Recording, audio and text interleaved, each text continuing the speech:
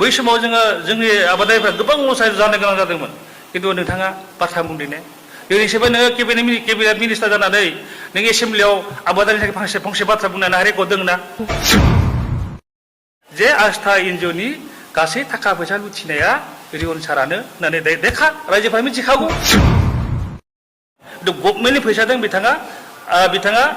इउएन पार्कखौ business खालामदों बर' जोंनि इउएन father of बड' इउएन ब्रह्मखौ बिथाङा बिजनेस पटेसआव लांदों आरो बेखौ बिजनेस खालामदों जोंनि बर' पार्कखौ हायोब्ला बे इउएन पार्कखौ दाम दाननानै रिहन दैमारि पार्क होनायासो मोजां जागोन धनसिरि रिजर्टखौ कौटि थाखा खरस खालामनानै गभर्नमेन्टनि फैसाजों बानायफुंनाय जादोंमोन किन्तु रिहन दैमारिया धनसिरि रिजर्टखौ 100 बोसोरनि लिजाव लादों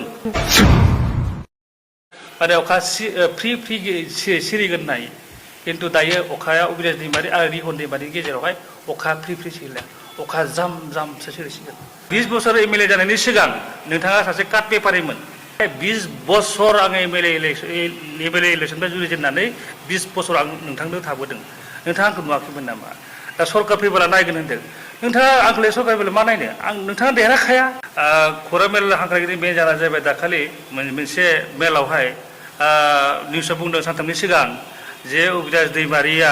माने फार्मार ससाइटिनिफ्राय रां जाख'नाय होननानै होनदों नोंथाङा सोरनिफ्राय तथ्य लानानै आंखौ जाख'नाय होननानै बुंदों बिनि फोरमान नोंथाङा आंनो होनांगौ 2 नम्बर खौरां बुंदों सरकार फैब्ला अबिनाशखौ नायगोन होननानै बुंदों आङो नोंथांजोंहाय 20 बोसोर आं एमएलए इलेक्सननिफ्राय जुरिजेननानै 20 बोसोर आं नोंथांनो थाबोदों नोंथाङा आंखौ नुवाखैमोन नामा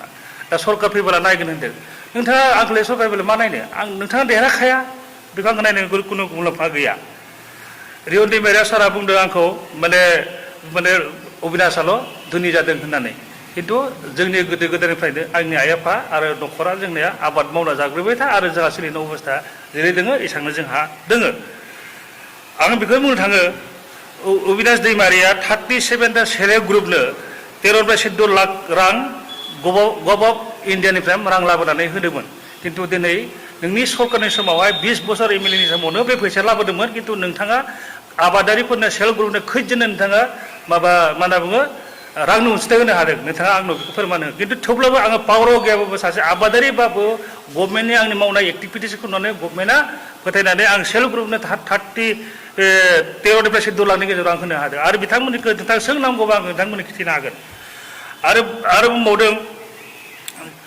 जे Abinash Daimaria गभ of इन्डियानिफ्राय बानाना fibre industry ससाइटियाव लाबोनो हादों बे खोथाया रोखा नोंथाङा नायनो हायो जे पिडिएफआव बे इन्डास्ट्रिया जिरायगासिनो दङ आंहा गोबां farmers awareness best of the फार्मार्सनि आंहा एवारनेस मोननाय आंहा दङ किन्तु नोंथाङा 20 बोसोर एमएलए जानायनि सिगां नोंथाङा सासे काट पेपारिमोन थेवब्लाबो दायो आं नुनो मोनदों नोंथांनि माबाखौ माने डिजिग्नेसनखौ नोंथाङा धन आरजिनायसो एवार्ड मोननो नोंथाङा समायो आरो बिनि बादै जेबो समाया आं बेखौ बुंबावनो नागिरदों इउपिए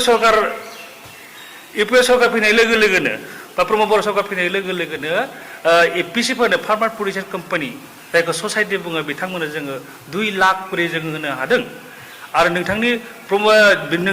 हाग्रामा सरकार बिपिएफ सरकारनि समाव नोंथांमोना एपिसि बा फार्मार प्रडिउसार कम्पानि नोंथांमोना खै लाख रां होनो हादों आं बेखौ नोंथांमोननिसिम बुङो आरो जोङो प्रमद बर' सरकारनि सार फैनाय लोगो लोगोनो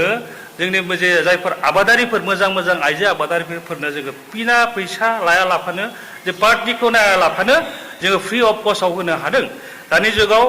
आथिखालाव महिलाफोराबो समानै हौवाफोरजों समानै आबाद मावनो हायो किन्तु नोंथांमोननि समावहाय रावबो आइजोनो नोंथांमोना ट्रेक्टर होनायखौ जों नुनो मोनाखै आरो जोङो एपिसिनो गोबां ट्रेक्टर होदों नोंथांमोना नायगौबा बुंनो हायो जोंहा गासै 12टा एपिसिनो जों होनाय जाबाय कमप्लिट बेखौनो जुदि आं फैसा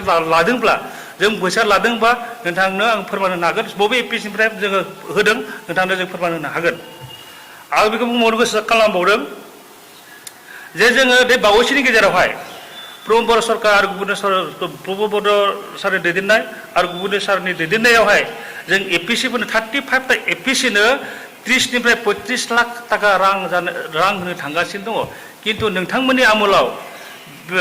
17 बोसोर सरकार खुंनायाव आरो नोंथाङा 20 बोसोर एमएलए जानायावहाय रावबो एपिसिनो नोंथांमोना थाइसे थाखा रां होनो हानायखौ जों नुनो मोनाखै जुदि नोंथाङा होनो हादोंब्ला आंनो नोङो 20 बोसोरनि मुल्यआवहाय होनो हादोंबा आंनो रेकर्ड नोंथाङा रेकर्ड देखाना आंनो होनो नांगोन आरो आंनो फिन बुंफोरनायखौ आंनो होनांगौ आं बेखौ नोंथांखौ डिमान्ड खालामो इउपिए सरकार फैनाय लोगो लोगोनो जोंहा जितु सेल सेन्टार जोङो लाबोनो हादों आरो जुखामनि सेल सेन्टार जों लाबोनो हादों नोंथाङा 20 बोसोर जानानै सासे केबिनेट मिनिस्टार जानानै उदालगुरि ओनसोलावहाय बा सारा बिटिआर हालामाव नोंथाङा सेल सेन्टार बा प्रक्रिउरमेन्ट सेन्टार नोंथाङा लाबोनो हायाखै जों प्रमद बर' सरकार फैनाय लोगो लोगोनो सारि बोसोराव जोङो प्रक्रिउरमेन्ट सेन्टार लाबोनो हादों जुखामनि दामखौ जों बारायनो हादों नोंनि सरकार बिपिएफ सरकार आरो नों केबिनेट मिनिस्टार सरकार जानाय समाव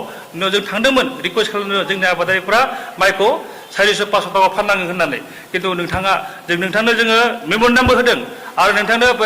हेमन्त बिश्व शर्मानोबो जों मेम'रेन्डाम होदों आरो सनवाल सारनोबो जों मेम'रेन्डाम होदों जे माइनि रेटखौ बारायनांगौ आरो जोंहा जुखामफोरनि रेटखौ बारायनांगौ होननानै होदों किन्तु नोंथाङा हायासै जोंनि सारि बोसोराव प्रमद बर' सारनि दैदेननायाव आरो गुबुन सारनि दैदेननायाव जोङो माइनि सेन्टारखौ जों बहायनो हादों आरो जुखाम सेन्टारखौ जों बहायनो हादों आं बेखौ रोखा बुङो इउपिए सरकार फैनाय लोगो लोगोनो जोङो क्रप इन्सुरेन्स जों लाबोनो हादों जुखामनि इन्सुरेन्स लाबोनो हादों माइनि इन्सुरेन्स लाबोनो हादों आरो बावैसो 14,000 बेनिफिसियारिफोरा मोननो हाबाय होमबा नोंथाङा बै समाव जोंनि आबादारिफ्रा गोबां लस जानो गोनां जादोंमोन किन्तु नोंथाङा बाथ्रा बुंदों ने दिनैसिमबो नोङो केबिनेट मिनिस्टार जानानै नों एसेम्ब्लियाव आबादारिनि थाखाय फंसे बाथ्रा बुंनानै रेकर्ड दङ ना आंथ' नुनो मोनाखै नों रेकर्ड बुंनाय नोङो आं नुनो मोनो एसेम्ब्लियावहाय जेबो बाथ्रा बुंनायखौनो नुवासै नोंखौ 20 बोसोर आं जेबो बुंनायखौ नुवाखै आं बेखौनो खावलायो नोंथाङा जेबो आबादारिफोरनि थाखाय जेबो कन्ट्रिबिउसन गैया आं नोंखौ दाथिखौ बुंगासिनो दङ आरो रिहन दैमारि सारा दायो माने एकदम फुल खोथा बुंसै आं खोथाखौ बुंदोंथ' आंबो बेखौ फुल खोथाखौ बुंबाय थासिगोन दा रिहन दैमारि सारा जेब्लाखि आस्था एनजिअ दोङो बे आस्था एनजिअ अफिसा आगोल बिएड कलेजनिसोमोन दायो माब्रै आस्था एनजिअआ दखल खालामनो हाखो बेखौ गोदोआव बिएड कलेजखौ आबसुआसो दखल खालामोमोन आबसुखौ थगायनानै जानानै दायो आस्था एनजिअखौ बिएड कलेजखौ दायो आस्था अफिस बानायना दोननायखौ जों नुनो मोन्दों आरो बिनि प्रेसिडेन्टआ सोर प्रेसिडेन्ट सेक्रेटारिया सोर प्रेसिडेन्टआ दङमोन आवगायहाय जोंनि बे राजिब बसुमतारी बिथाङा दायो बोरैगाव हायार सेकेन्डारिनि प्रिन्सिपाल जाना दङ बिथाङा जेबो मिथिया आं सोंनो नोंनि आस्था एनजिअआ माबायदि जाना दङ आं जेबो मिथिया होननानै बिथाङा बुंदों दा नुमारबाय जे आस्था एनजिअनि गासै थाखा फैसा लुथिनाया रिहन सारानो होननानै देखा रायजोफ्रा मिथिखागौ आस्था एनजिअआ सोलिनाय रिहननिनासो बुंखायो बयबो आरो मोनसे नुबावदों इउएन पार्कखौ 1,25 लाखसोआव एनरेगाजों मावफुंनाय जादोंमोन किन्तु बे इउएन पार्कखौ दिनै सारा गावनि खालामना लादों बेखौ जुदि गावनि फैसाजों बानायनायबा आलादा खोथामोन किन्तु गभर्नमेन्टनि फैसाजों बिथाङा इउएन पार्कखौ बिजनेस खालामदों बर' जोंनि इउएन फादार अफ बड' इउएन ब्रह्मखौ बिथाङा बिजनेस पटेन्सियाव लांदों आरो बेखौ बिजनेस खालामदों जोंनि बर' पार्कखौ हायोब्ला बे इउएन पार्कखौ दाम दाननानै रिहन दैमारि पार्क होनायासो मोजां जागोन आं बेखायनो बिटिआर सरकारखौ खावलायो अति हुनकाले बे इउएन पार्कखौ जाहाथे बड'फाया बिजनेसाव लांजाया जाथों बड'फानि नाम लानानै बिजनेस दा खालामथों आं बेखौनो खावलायदों जे इउएन पार्कखौ अति हुनकाले बेखौ दाननानै गभर्नमेन्टनि मोनसे पार्क बनायनांगौ होननानै आङो बिटिआर सरकारखौ आं खावलायो आरो नुनो मोन्दों धनसिरि रिजर्टखौ कौटि थाखा खरस खालामनानै गभर्नमेन्टनि फैसाजों बानायफुंनाय जादोंमोन किन्तु रिहन दैमारिया